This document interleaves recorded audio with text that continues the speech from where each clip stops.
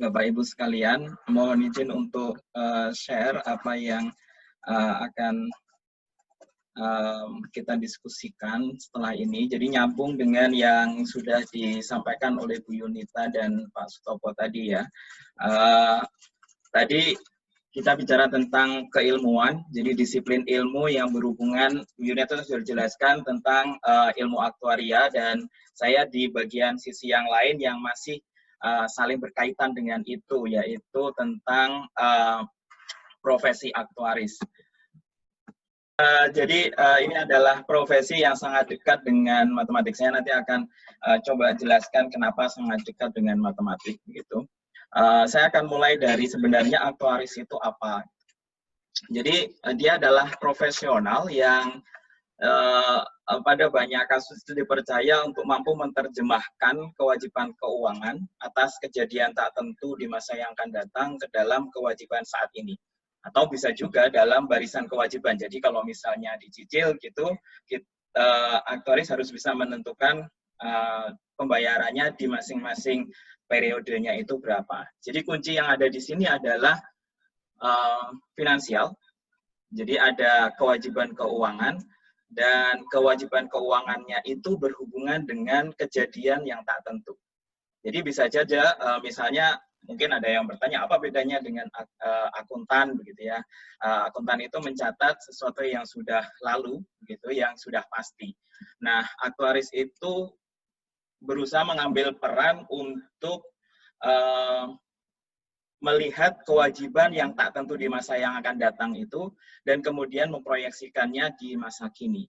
Contohnya misalkan yang paling sederhana, kalau Bapak Ibu beli produk yang ada garansinya, itu kan sebenarnya dari sisi perusahaan itu kan ada kewajiban yang tidak putus. Artinya setelah dia perusahaan menerima pembayaran, dia tidak bisa menggunakan seluruh dananya untuk operasional perusahaan. Karena apa? Karena dia masih punya kewajiban di masa yang akan datang, dan sifatnya tak tentu. Kita nggak tahu apakah orang itu akan datang dengan barang yang sama ataukah tidak. Contoh yang lain misalnya Bapak Ibu yang sudah mendekati pensiun gitu, itu kan nanti di masa pensiun itu jenengan akan mendapatkan sejumlah dana. Dan sejumlah dana itu dipersiapkan dari semenjak kita masuk kerja.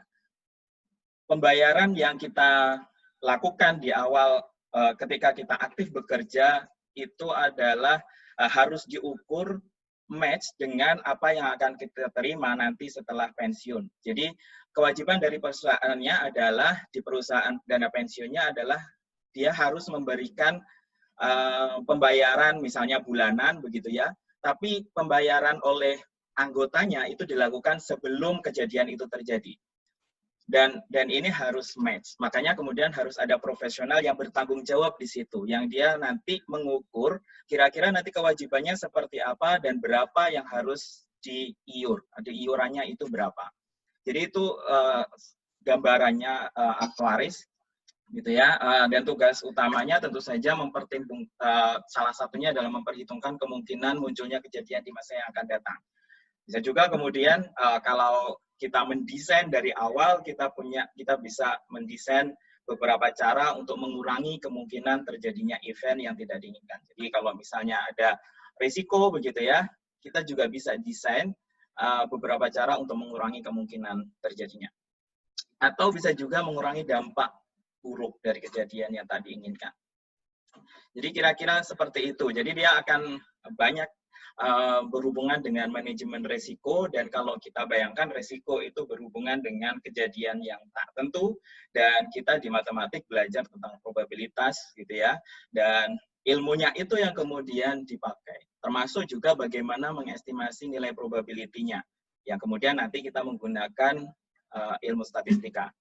Atau juga bagaimana kita itu memodelkan, yang di situ ada matematiknya. Jadi kalau kemudian jargonnya itu adalah, ini adalah aplikasi dari ilmu probabilitas, statistika, matematika, kemudian ditambah dengan ilmu ekonomi dan keuangan, maka ya memang begitu cara bekerjanya, karena dia akan berhubungan dengan kewajiban keuangan di masa yang akan datang dan hubungannya dengan kejadian tak tentu. Baik, dan karena ini profesi, kita punya asosiasinya, dia biasanya bernaung di bawah asosiasi karena ini hubungannya dengan regulasi. Jadi dia punya hak, dia punya kewajiban, begitu ya. Dia punya hak untuk melakukan asesmen misalnya, maka dia harus terwadahi oleh asosiasi. Biasanya untuk memastikan bahwa perusahaan itu sehat secara keuangan, itu salah satunya adalah diakses oleh aktuaris dan karena dia punya otoritas untuk itu, maka dia harus terawasi dan kemudian dia harus berada di asosiasi profesi. Di Indonesia kita punya namanya Persatuan Aktuaris Indonesia, kemudian di luar negeri itu ada SOA, Society of Actuaries, itu ada di Amerika Serikat, kemudian Institute and Faculty of Actuaries itu di UK, di Inggris Raya. Kemudian IAA ini sebenarnya agak berbeda dengan 3 asosiasi yang lain. Kalau 3 asosiasi yang lain itu mewadahi perorangan profesionalnya, dan yang terakhir ini mewadahi asosiasinya. Jadi anggotanya adalah asosiasi-asosiasi profesi. Jadi International Actuarial Association itu anggotanya adalah asosiasi profesi. Dan PAI menjadi salah satu anggotanya. Nah, karena dia punya wewenang untuk banyak hal gitu ya, dan ini diatur oleh peraturan Kementerian Keuangan dan undang-undang begitu, maka dia harus legit gitu ya. Artinya dia harus punya kemampuan yang benar-benar bisa melakukan yang diwajibkan itu tadi. Makanya kemudian tadi Bu Cinta juga sudah ceritakan tentang ujian profesi aktuaris. Jadi untuk menjadi aktuaris itu berita baiknya sebenarnya tidak harus berasal dari program studi tertentu, tapi program-program studi yang mengajarkan ilmunya tentu saja akan mempunyai peluang yang besar untuk mendidik atau menghasilkan aktuaris. Nah, ujian profesinya kalau di Indonesia itu ada 2 level. Yang pertama adalah level ASAI, associate atau ajun gitu ya. Kemudian yang kedua adalah fellow. Fellow ini berarti dia sudah punya berbagai macam hak tadi. Dan siapa saja boleh mengambil ujian profesi ini asalkan dia mempunyai kemampuan untuk memahami dan memahami materi yang ada di situ. Mulai dari matematika keuangan, probabilitas statistika, ekonomi, akuntansi, metode statistika, kemudian matematika aktuaria, kemudian pemodelan dan teori risiko. Di Fellows kita punya investasi dan manajemen aset, kemudian manajemen aktuaria dan aspek aktuaria dalam beberapa bidang. Jadi biasanya di sini calon aktuaris itu punya hak untuk mengambil salah satu dari berapa 4 ini ya. Dia bisa konsentrasi di asuransi jiwa, dia bisa konsentrasi di dana pensiun, dia bisa konsentrasi di asuransi umum, dan juga dia bisa konsentrasi di asuransi kesehatan. Baik, itu adalah asosiasi profesi yang ada di Indonesia, dan berita baiknya sebenarnya aktuaris itu cukup mengglobal, artinya kebutuhan aktuaris itu ada di mana-mana dan kita bisa bekerja di mana-mana. Ini yang mungkin berbeda yang selalu saya contohkan gitu. Beberapa profesi mungkin ada di mana-mana tetapi sangat khusus gitu ya. Contohnya misalnya dokter. Dokter itu ada di mana-mana tetapi khusus di negara-negara tertentu dia harus mempunyai keahlian tertentu. Nah, aktuaris ini bukan termasuk profesi yang itu. Jadi kalau dulu saya dulu kuliah di Kanada dan kita punya guyonan gitu ya. Kalau kamu sakit, daripada nanti ke dokter antrinya panjang, telepon saja taksi. Gitu. Karena apa? Karena sopir taksi di Kanada, di Toronto, dan daerah sekitar di Ontario itu biasanya mereka adalah dokter di negara asalnya. Jadi mereka dokter, kemudian migrasi ke Kanada, dan di Kanada punya peraturannya sangat strict untuk profesi itu. Kemudian mereka give up dengan menjadi sopir taksi karena biasanya semua orang bisa drive, bisa menyetir dan bisa bekerja sebagai sopir taksi. Mereka nggak bisa mengakses untuk menjadi dokter, walaupun di negara asalnya mereka sudah berprofesi sebagai dokter. Jadi secara keilmuan mereka punya, tapi mereka nggak bisa praktek. Makanya kemudian teman-teman, udah kalau misalnya kamu susah ke dokter lama, cari taksi saja. Mereka punya bisa memberikan advice, bisa memberikan saran atas apa yang kita hadapi. Nah, aktuaris tidak seperti ini karena aktuaris itu ilmunya global. Artinya kalau saya belajar matematika keuangan di sini dengan belajar matematika keuangan di Amerika Serikat, itu kan yang beda cuma bahasanya. Tapi materinya sama. Kemudian matematika aktuaria misalnya atau asuransi jiwa itu ilmunya di Indonesia dengan ilmunya di Kanada sama saja gitu. Jadi kompetensinya kalau misalnya Anda bisa, selama Anda bisa bahasanya, tentu saja Anda bisa menjadi aktuaris di sana. Tidak ada hal yang khusus. Terlebih hampir semua asosiasi profesi aktuaris itu tergabung di IAA dan di sana dia sudah membuat koridornya tentang kurikulum profesi. Jadi semua sudah mengikuti itu sehingga hampir seragam di sini. Jadi itu kira-kira tentang aktuaris. Nah, sekarang kita bicara tentang manajemen risiko. Kalau kita bertemu dengan risiko, itu kan kejadian tak tentu itu yang berhubungan dengan kewajiban finansial, biasanya berhubungan dengan risiko. Nah, untuk menghadapi risiko, biasanya kita bisa hindari kalau misalnya kita bisa hindari. Kalau misalnya tidak, kadang kita bisa hilangkan penyebabnya. Oke, saya nggak bisa hindari, tapi kira-kira saya bisa hilangkan penyebabnya, sehingga saya nanti tidak menghadapi itu. Atau kemudian kita hadapi, tapi dengan waspada. Atau kita kemudian mitigasi kemungkinan-kemungkinannya. Kita identifikasi kemungkinannya apa saja, dan kemudian kita bersiap-siap dengan risiko itu. Kemudian kita juga mitigasi besar kerugiannya. Jadi kalau saya tahu bahwa misalnya dalam 1 tahun itu saya mengalami kerugian yang berhubungan dengan servis mobil misalnya, saya bisa mitigasi selama 1 tahun itu, saya bisa nabung sekian untuk memitigasi kerugian atas kepemilikan mobil saya. Atau bisa juga transfer, artinya kita menggunakan mekanisme produk keuangan untuk memanage resiko. Misalnya kita ikut asuransi, kemudian kita tergabung dalam paguyuban yang memanage resiko misalnya, dan lain-lain. Atau kalau dulu zaman saya masih kecil, di orang tua saya itu ada lumbung desa yang digunakan untuk memanage resiko. Jadi Bapak Ibu ketika panen berlimpah itu akan menyetorkan sedikit sebagian dari hasil panennya di lumbung desa itu, sehingga ketika kemarau panjang mereka akan mengambil lagi. Nah, ini salah satu metodenya, dan ketika ekonomi sudah semakin individualis gitu ya, dan orang itu semakin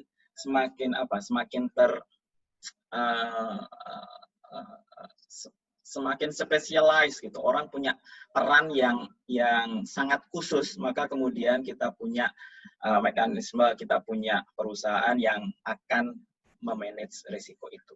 Jadi kemudian ada perusahaan asuransi, kemudian ada perusahaan dana pensiun, kemudian ada atau perusahaan-perusahaan finansial yang lain. Nah, ini di mana aktuaris itu bekerja. Dia bisa bekerja di perusahaan asuransi jiwa, asuransi umum, di dana pensiun, di group insurance, di asuransi kesehatan, di perusahaan reasuransi, dan di risk management. Khusus Reas, ini adalah perusahaan asuransi yang dia mengcover perusahaan asuransi lain. Jadi, ada proses backup gitu ya. Perusahaan asuransi tentu juga punya risiko, dan dia nanti membackup risikonya bersama-sama di perusahaan reasuransi. Oke, saya akan berikan ilustrasi sedikit peran dari aktuaris di asuransi jiwa, dan kira-kira akan seperti ini di banyak tempat yang lain gitu ya. Saya gambarkan seperti inilah kira-kira kalau kita punya water tank, saya punya toren gitu ya. Air ini seperti dan pipa-pipa, ada pipa air masuk, kemudian air keluar, dan bisa juga air masuk di dalam, gitu. Kalau ada filter, kemudian nanti masuk lagi ke dalam. Kira-kira seperti ini. Jadi tugas aktuaris adalah memastikan bahwa air yang ada di toren ini cukup untuk dialirkan. Cukup dialirkan itu bisa macam-macam. Dia punya bisa banyak hal gitu ya. Kita harus pastikan bahwa air yang masuk itu cukup dan air yang keluar itu tidak terlalu banyak. Karena kalau air yang keluar terlalu banyak itu nanti akan semakin cepat menggerus airnya dan akan habis. Dan itu yang tidak boleh, karena kalau ini kita gambarkan sebagai dana di perusahaan, itu berarti nanti dia bangkrut gitu ya. Dia sudah tidak bisa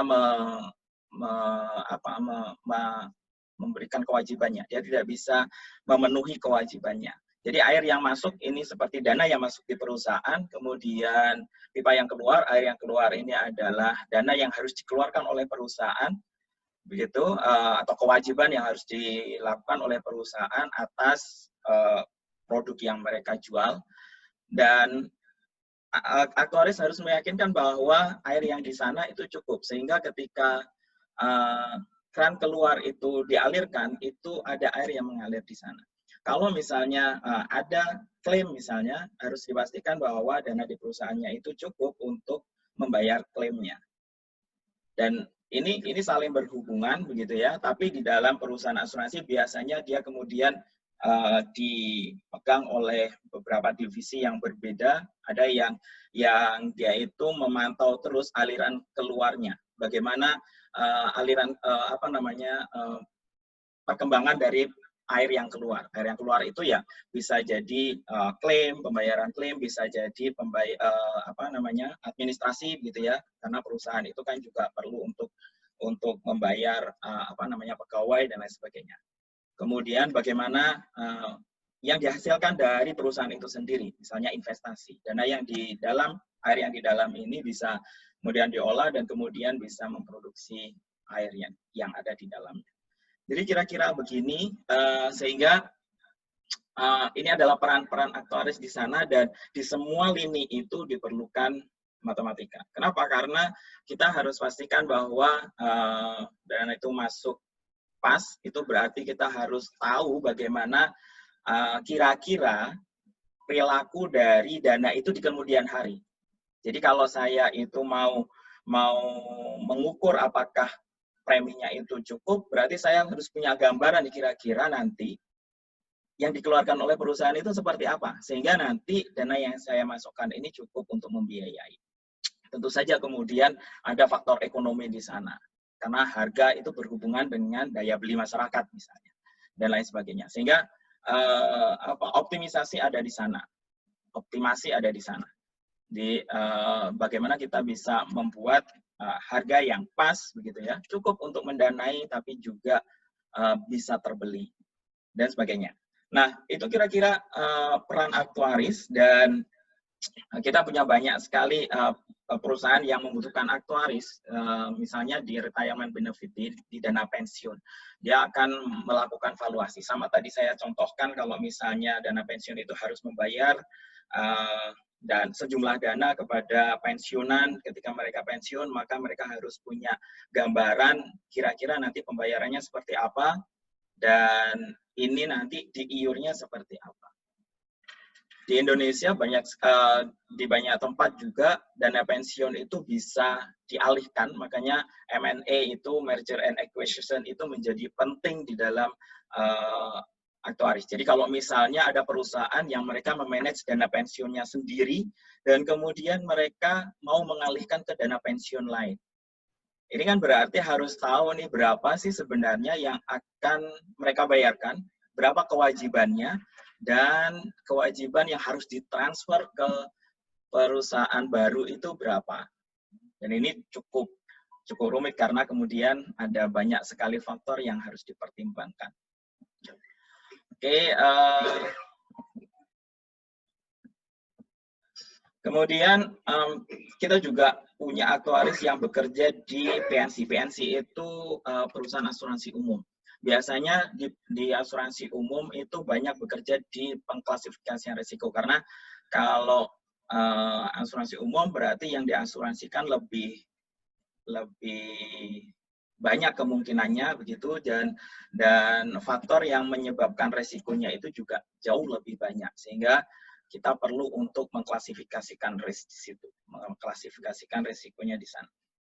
Kemudian product design juga, kalau misalnya saya mau memanage risiko padahal risikonya itu berhubungan dengan produk yang saya jual, maka dari awal saya harus bisa mempertimbangkan nanti bagaimana produk ini saya kelola. Sehingga product design itu menjadi sangat penting untuk mengelola risiko itu tadi.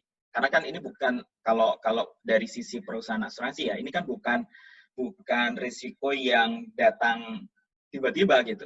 Risikonya itu berhubungan dengan produk yang kita jual. Jadi sebenarnya perusahaan punya kendali atas risikonya. Jadi karena dia punya kendali atas risikonya, maka harus tahu dari awal bagaimana dia nanti mendesain, membuat produk itu.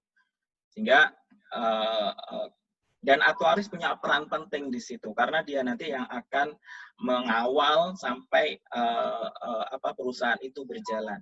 Jadi dari awal dia harus berperan penting di sana. Ini yang di Indonesia juga sangat penting. Aktuaris juga bekerja di asuransi kesehatan dan social security di BPJS itu ya. Bagaimana menghitung iuran, gitu. Bagaimana membuat bahwa dana BPJS ini gimana? Apa ya, sebentar. Your screen is pause.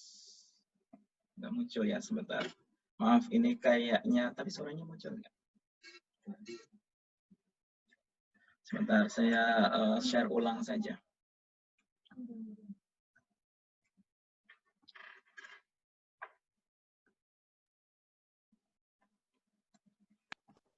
Oke. Sedang ya. Ya. Oke. Ya. Peran yang lain adalah asuransi kesehatan dan social security. Di BPJS misalnya, dia harus punya orang yang paham bagaimana menghitung iuran dan kemudian bagaimana mengalokasikan dananya.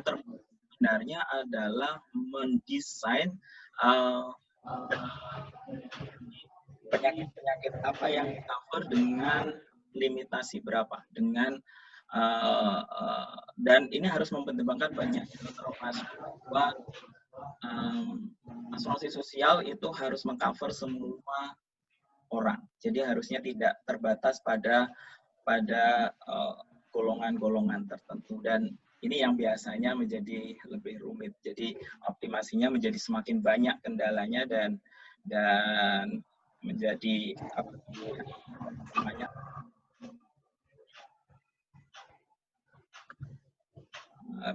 kemudian kita mengenal juga, belakangan kita mengenal traditional actuarial. Jadi peran aktuaris di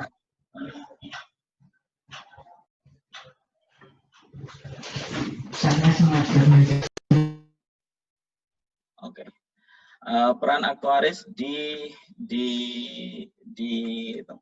kita menyebutnya non tradisional gitu ya. Traditional role tadi adalah peran aktuaris yang umum itu adalah yang tadi di perusahaan asuransi, di dana pensiun, kemudian dia akan mengakses risiko, kemudian memperhitungkan premi dan seterusnya. Tapi belakangan kemudian karena daya analitiknya, aktuaris itu juga berperan di bidang-bidang yang lain gitu. Jadi misalnya di business analytics, bagaimana dia mendesain bisnis dan kemudian ya lagi-lagi kemudian sebenarnya adalah ada hubungannya dengan risikonya. Kemudian enterprise risk management, seringkali kemudian sekarang itu manajemen risiko diperlukan di perusahaan-perusahaan yang secara tidak langsung gitu berhubungan dengan risikonya. Jadi dulu biasanya perusahaan itu kalau punya beberapa lini bisnis, dia akan mengelola risikonya sendiri-sendiri. Dan sekarang orang mulai berpikir bahwa memanage resiko itu harus berbarengan, karena bisa jadi saya itu memanage risiko di lini bisnis A, maka sebenarnya saya itu bisa mengelola risiko juga di bisnis B. Jadi secara bersama-sama itu jauh lebih efisien. Dan karena kita selalu berhubungan dengan problem solving, maka kemudian data mining, health financing, kemudian media effectiveness, termasuk weather risk management. Jadi perusahaan-perusahaan yang berhubungan dengan cuaca itu juga menggunakan aktuaris untuk memanage risiko yang berhubungan dengan cuaca. Termasuk kemudian kita juga punya entrepreneurial actuaries, jadi aktuaris yang bekerja wirausaha. Saya kasih gambaran sebenarnya apa yang dilakukan oleh aktuaris. Dan ini sebenarnya sudah di konsepnya saya kira sudah diperkenalkan juga di sekolah gitu ya, di bangku SMA, yaitu tentang deret geometrik. Kita seringkali misalnya di sini kita punya beberapa pembayaran gitu ya. Ini adalah di topik time value of money. Jadi uang itu punya nilai yang berbeda di waktu yang berbeda. Mudahnya misalnya kalau Bapak Ibu beli emas itu kan harganya berbeda saat ini dengan di masa yang akan datang. Atau Bapak Ibu bandingkan misalnya 10 tahun yang lalu saya beli emas itu dengan harga misalnya 300.000 atau 400.000. Tapi hari ini berapa? Sudah 600, 700 gitu ya, atau sampai 800 sekarang. Sehingga uang 300.000 yang tadinya bisa saya belikan 1 gram emas, hari ini tidak bisa saya belikan 1 gram emas. Jadi nilai 300.000 itu berbeda nilainya di masa yang lalu dengan masa sekarang. Dan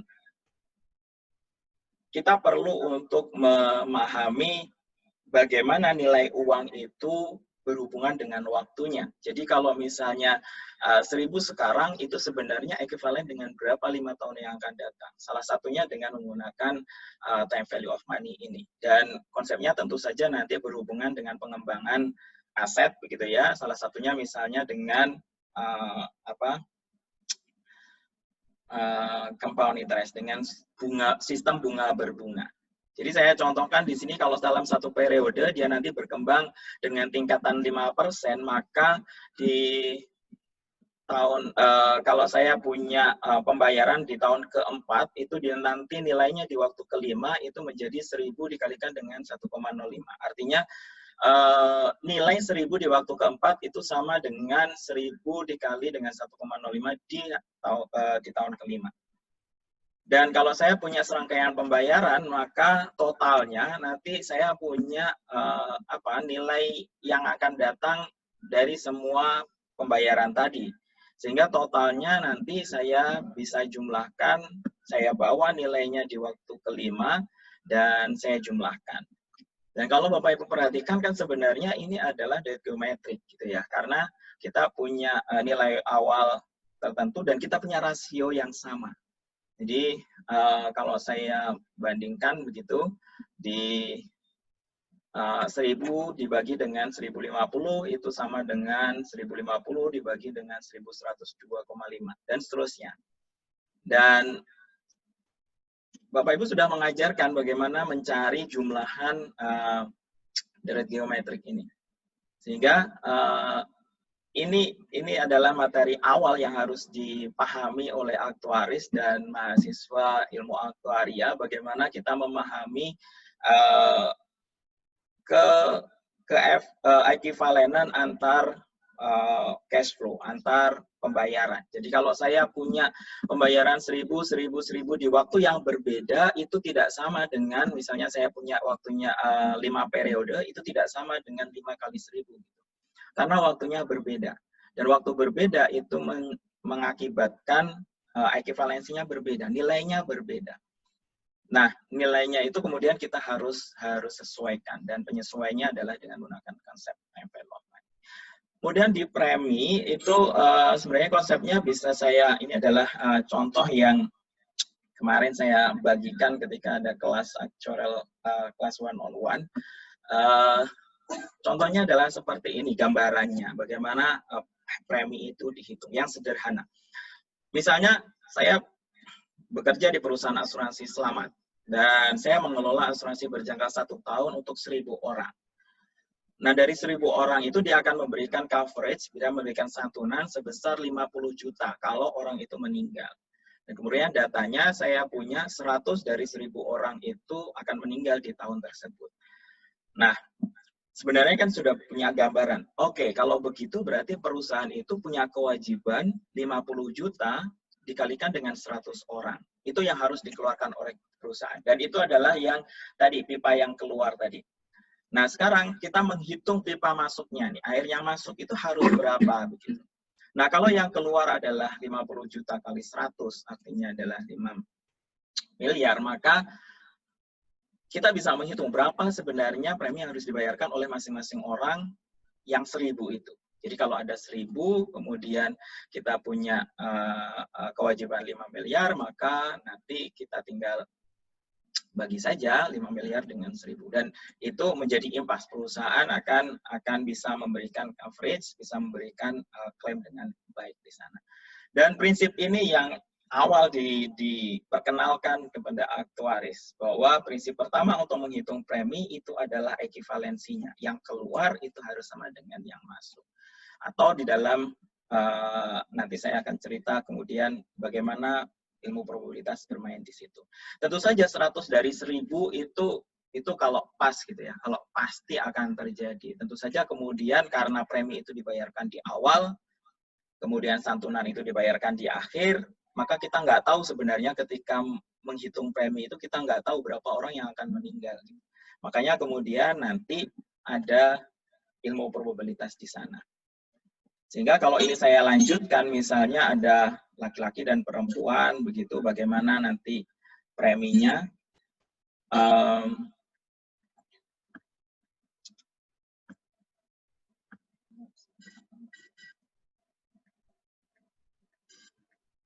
Oke, bagaimana kalau misalnya ada resiko yang berbeda, laki-laki dan perempuan, kita punya data, ternyata yang meninggal di laki-laki itu berbeda dengan yang meninggal rasionya, yang meninggal di perempuan. Maka kemudian kita harus mempertimbangkan juga, oh ternyata risiko di laki-laki dan perempuan itu berbeda untuk kasus asuransi jiwa. Dan ini yang dilakukan oleh aktuaris. Dan kemudian misalnya kalau kemudian ada faktor yang sangat berpengaruh di dalam penghitungan risiko. Misalnya kalau di asuransi jiwa itu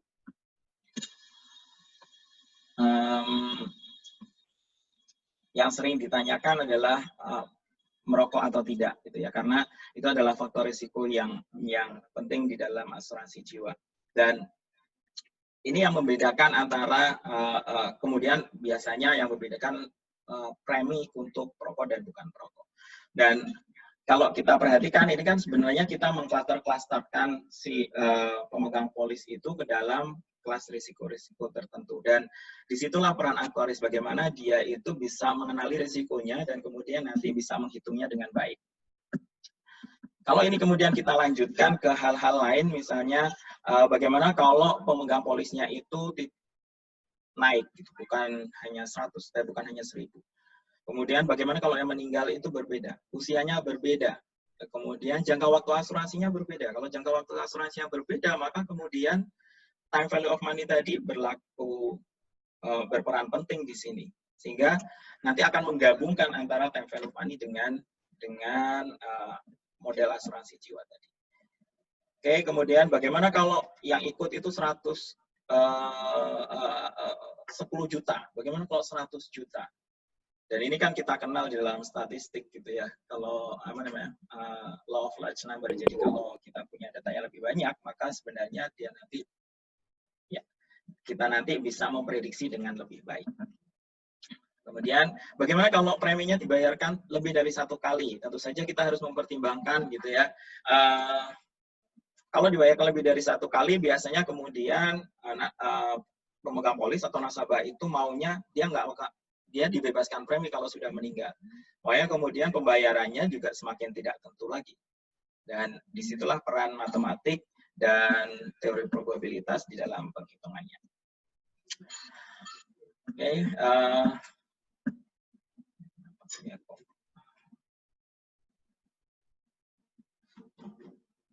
Oke. Ya, saya share kembali.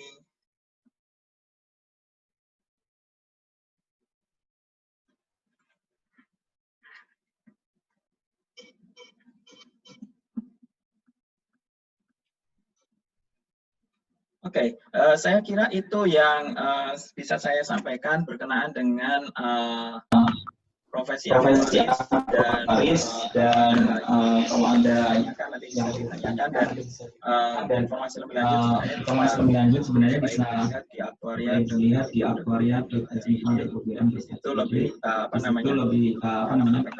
sampaikan banyak hal tentang ilmu aktuaria sebagai disiplin ilmu dan juga profesi aktuaris profesinya. Ini hal yang berbeda tapi ilmunya adalah saling berdekatan.